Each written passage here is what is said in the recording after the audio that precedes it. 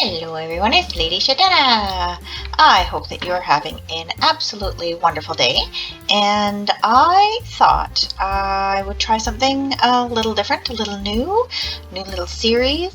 I'm going to call this one Cavern Queen Creates, I think, and it's going to be a combination of a look inside the world of Minecolonies designer, what we work with, the schematic server that we work on, various ways that we kind of look at doing designs, and then I'll take a big review through the Cavern parts. I am one of the biggest styles as far as a number of schematics, so I'll give you an idea of what it actually looks like with everything laid out.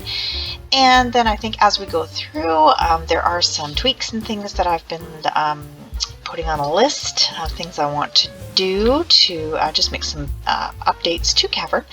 And then once we get through all of Cavern, I was thinking that doing a series with you guys will help me actually get my butt in gear to do some work on Green Dragon, which is the next style that I've got kind of started. So yeah, let's look at some stuff.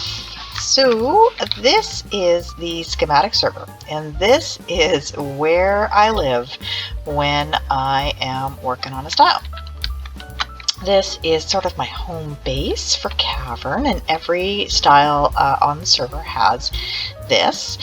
And then what we've got is we start at this little corner over here, and we start with the town hall, which of course is the center of every colony. So this is actually what it looks like with all of the buildings laid out. We have these build pads set up, and we set them up so that we've got 5 running back, because of course almost every building has a levels 1 to 5, and then we have it all laid out all the way, like you'll see how far it goes, where we have it set up for each hut, and it just helps make sure that we get everything, we don't miss anything, and that we have everything laid out the way it is. And then on this side, this is where we put all of our various decorations and any infrastructure or anything else that we are adding to the style. So some styles will have all of the buildings over here and only a few things over here. So like as an example, this is the supply camp and the supply ship, and then various decorations, and then these are part of the actual infrastructure, like my huts or my halls and my connectors and my intersections and things, and we'll take a look at those. But the big thing to get started is always, generally we start with the town hall. You'll build your town hall up, and you'll use that as kind of the basis for how all the rest of the style is going to look. So in my case, I had actually started with the halls, because I know I've talked about it before, but Cavern actually started as a rework of an original style by Lady Luna called Cave, which was put together quite quickly for a Patreon server.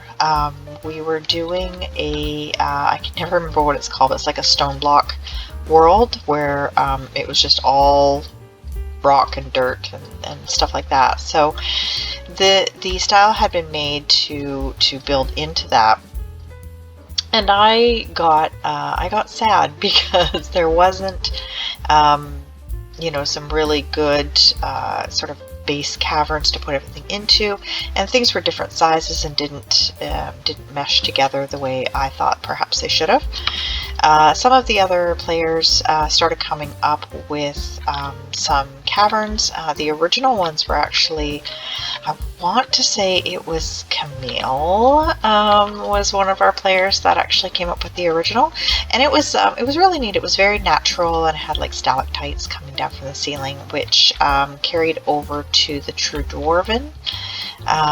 stalactite style, and when I made my own versions of those, I ended up going with the more sort of clean, worked style is how I went with it. But I created some stuff, and then I started sort of playing around with some other things, and then I found it was actually in another player online somewhere had created these really cool statues and things like that, and said that they wouldn't mind if anybody else in the world used them. So I was like, I think those would look really cool, and so came up with this base idea, which I then kind of, ran with.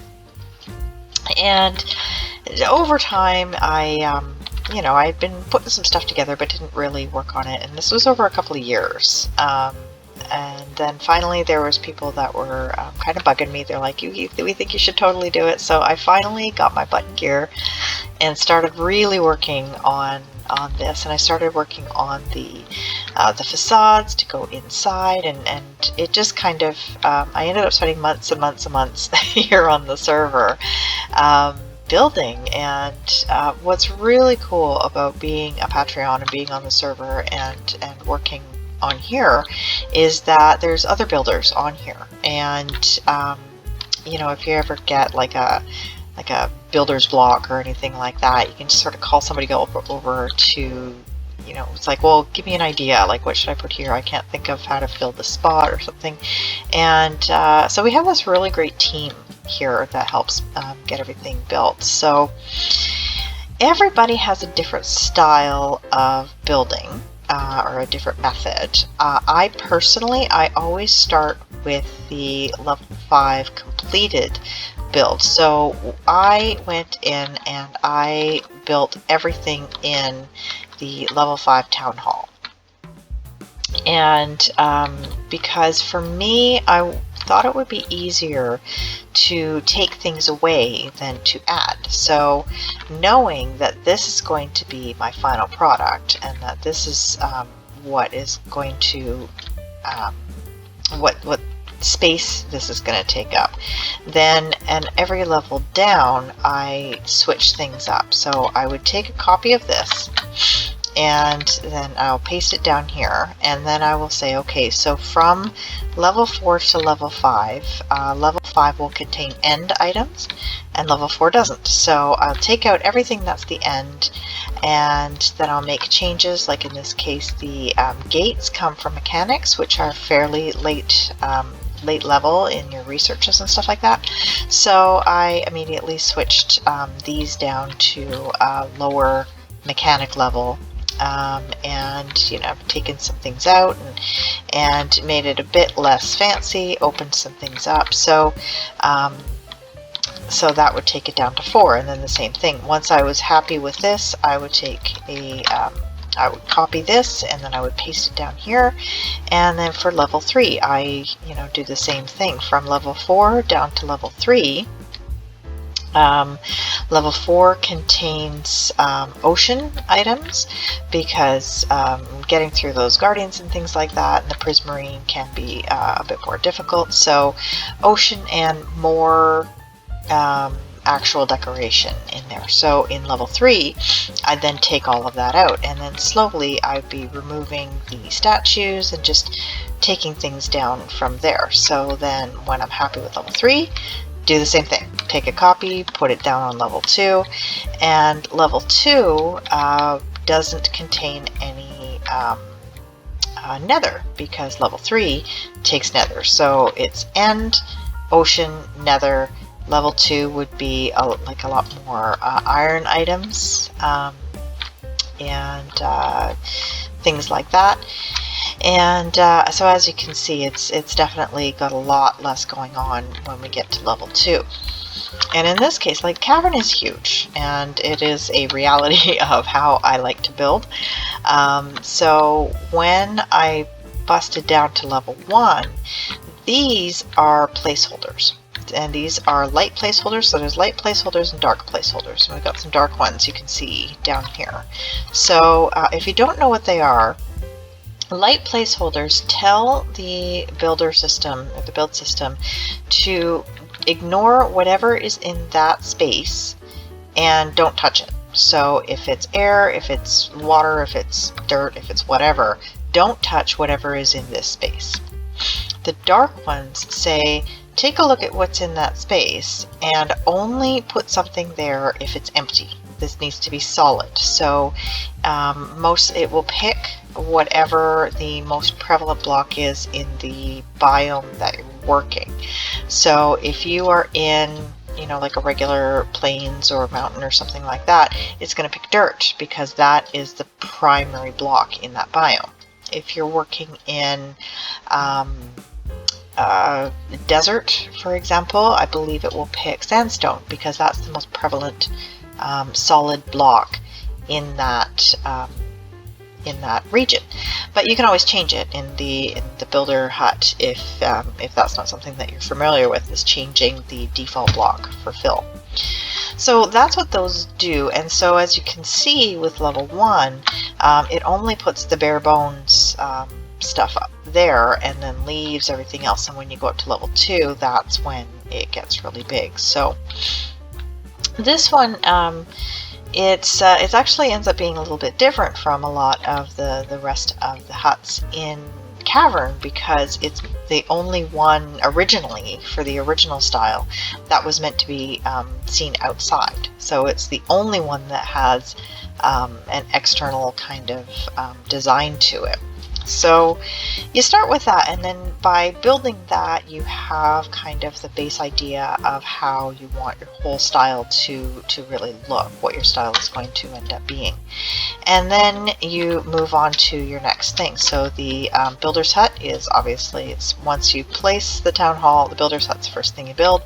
And so I ended up where the same thing, I start at 5. So what I did is I actually built the level 5s for every building, and then I went and I busted everything down to level 1. So I ended up being able to follow kind of a pattern for each one. So when I got to from 5 to 4, there was certain things I took out at every level, and then from 2 down to 1, there's certain changes that I made at every level. So these ones, again, because they're the very early level buildings, I had it so that you didn't actually dig out any of the upper level kind of thing. And so as you see, it's plain boring box for everyone, and I'm sure you've all seen these. What's really funny is that I did the whole style with all of these default huts, and after I finished everything is when I got the ideas for the mega halls, because some of our other builders were doing, specifically Mubian was working on Frontier, and Frontier has these really amazing districts where he was building the one big district and then with the different huts that went inside it. And I'm like, oh, what a cool idea, and started playing with mega halls. With getting all of the mega halls in, eventually it ends up that I almost have 2 complete styles for Cavern. It's almost 2 totally different things, but I like it. I like that you can mix and match, and they all do fit together. So the big thing was really at the beginning deciding what size I was going to make everything, like what infrastructure. And there was so much testing, like doing the infrastructure. So when you take a look at it, a lot of people are like, why are the huts and the halls and everything, why are they so big? And it's because if you don't make them this size, if you don't have the connectors as long as they are, if you don't have the intersections as big as they are, you'll end up overlapping buildings. So the point of these is just to make sure that there's enough room in your layout that you don't end up overlapping buildings. So you still have to be careful, but it was a lot of trial and error and that sort of thing, and different iterations, different versions. Like I didn't used to have the stairs down. This way I had a stacking stair, which I was never super happy with. So it's gone over. It's had a lot of changes over the years. Honestly, it's been out for quite a while, and it's really cool that so many people like it. And yeah, so there's lots of, like originally I had, actually there was terracotta, the glazed terracotta in every building, and it was really kind of like, okay, that's a lot. So a lot of them did get changed out to just the glass blocks, the DO blocks, and then things as we had new blocks come available to us in DO that made sense. You know, there would be a revamp of going through every building. So it's a lot of work. It really is a lot of work. Deciding what you're going to, and this one's a little different. This is the mine. So we actually do have to build this one with part of the entrance down into the mine itself. I was having trouble getting my mine shafts to work properly, so that's why Cavern just goes with the default, the same shafts that Colonial has. So, but I might tackle them again to see if I can do a more custom style. But so you see, most of them are it just looks like a bunch of boxes on the ground. Different size boxes, depending on whether I wanted to have it a 2-story slim, single story, a double story wide. This one would be the, what's this one? The warehouse, so the default warehouse. So it was basically put down a box, whatever box size I decided I was going to do, and then fill the inside. It was surprising how difficult some of the huts were to get that inside done. But some of them were super easy. You just, you know, decide this is the courier hut. So it's like he's got a little place to have a little nap, and he doesn't live here, but couriers like to have little naps, and they have a little space when they're waiting for you know, the next job. I know they actually hang out at the warehouse, but doing a little kind of story myself as to what is going to be happening in these huts is how you end up getting your full decoration. Like this is the what is this one? The restaurant, the default restaurant. So you know, you come in and you tell yourself a little story. You know, people are going to come in and they're going to check in at the front desk. It's your little waiting area. Here's where your chef is hanging out and doing their thing. The nicer, more expensive seating up here. So telling yourself a little story is how you end up, you know, doing the decorations for all of your huts. And it's really interesting. We have something here on the server. It's called just the stick, and it lets us run really fast, so we can get around because it's so huge here. This is the default guard tower, and this is interesting. That's the barracks, the default barracks right there, and inside the barracks is the barracks towers, obviously. So we have to pull out the tower part and build it, and this has actually been adjusted just recently. I had like 2 sets of diamond armor in each barracks tower, which I was like, why would I have done something like that to you guys? I like you guys, so why did I do that? So I have made that change just recently, but I am constantly coming in and making little adjustments. But so this is kind of interesting just to see what it looks like when it's kind of all pulled out, and we have to build them in a way that they will fit wherever it is we stick in there. So it's not something where it's easy to do like if we did, you know, 4 different kinds of barracks tower. It's possible to do that sort of thing, but it's better not to. So it's better to have your barracks set up that so these spaces are where the towers are going, and as you upgrade, you know, telling the system don't touch anything that's in there, because it's now going to be the upgraded barracks towers. So there's a lot of really kind of finicky stuff that we have to do with the placeholders to make sure that any new builds or upgrades don't affect any of the old builds. And so there's a lot of testing and a lot of trial and error sometimes at the very beginning to make sure that it is all going to fit properly. So so just taking a look at how, and then every once in a while we've got little bits where we were testing things out to go inside, but just seeing how much space we take up to build all of these. There are, I believe it's 43 separate hut types right now. That will be the Tavern, because there's only three levels of it, and the Tavern takes the same, we kind of like skip. So level 1 is level 1 materials, level 2 will be what would normally be level 3 materials, and then level 3 will be level 5 materials. So that's why they kind of do a bigger jump than the other ones. So, but just looking how far you have to go down to reach the end for 43, I think it's 42 or 43 huts. And you think about it, that's so even at say 40 huts at 5 levels per hut, that's what 200 buildings that we've had to build.